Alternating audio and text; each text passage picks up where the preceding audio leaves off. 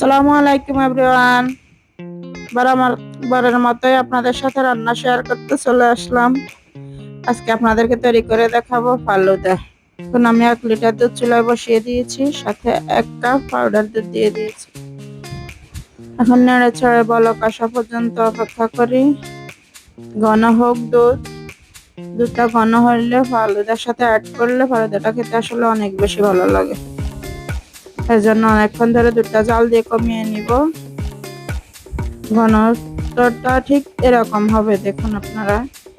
দুধটা 1 কেজি থেকে প্রায় হাফ কেজিতে চলে আসবে। তারপর আমি এটাকে চুলা থেকে নামিয়ে নিব। নেড়ে ছেড়ে দিচ্ছি ভালো করে। চুলা থেকে নামিয়ে এখন আমি একটা এয়ারটাইট বক্সে নিয়ে নিলাম।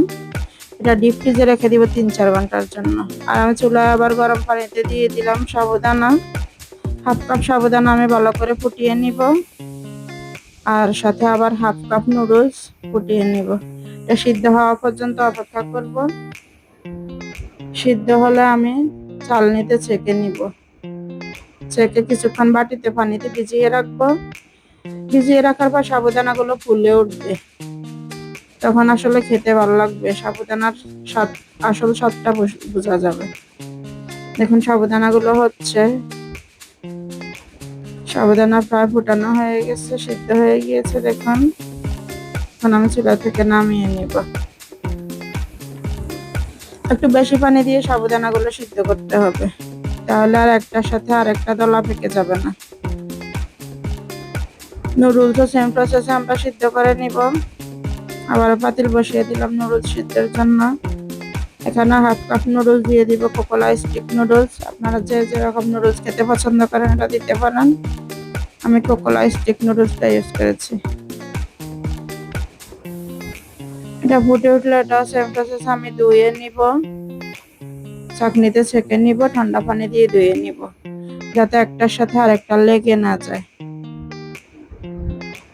দেখুন নুডলসও ফুটে উঠছে। সিদ্ধ হওয়া পর্যন্ত আমরা অপেক্ষা করব। তারপর ফালুদা তৈরির জন্য আমি অফ ক্যামেরায় কেটে নিব হচ্ছে কিছু ফ্রুট অ্যাড করব। সেই ফ্রুটস গুলো কেটে নিব, আপেল, কলা, আঙ্গুর আর আনার। আপনারা যে যেমন খেতে পছন্দ করেন ওই রকম ফ্রুটস ইউজ করবেন।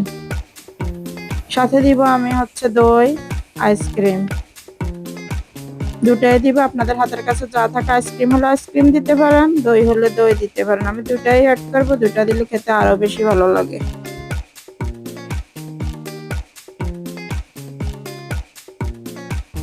দেখুন ডিপ ফ্রিজ থেকে আমি দুধগুলো নামিয়ে নিয়েছি। এখন অ্যাড করছি সাবুদানা, দিয়ে দিলাম নুডলস।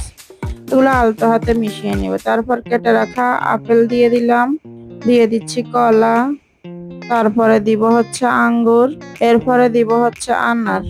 আনারগুলা দিলে দেখেন কেমন অ্যাট্রাকটিভ লাগে। আলতো হাতে আমি এগুলা মিলিয়ে নিচ্ছি। তারপরে দিয়ে দিলাম দই। দই দিয়ে আবার হালকা হাতে নেড়ে দিব, এগুলোকে মিলিয়ে নিব। এরপর দেখুন আইসক্রিম আর উপর দিয়ে আনার দানা দিয়ে সার্ভ করছি। কেমন লেগেছে দেখুন। তৈরি হয়ে গেল মজাদার ফালুদা। আজকের মতো এ পর্যন্ত। আল্লাহ হাফেজ, আসসালামু আলাইকুম।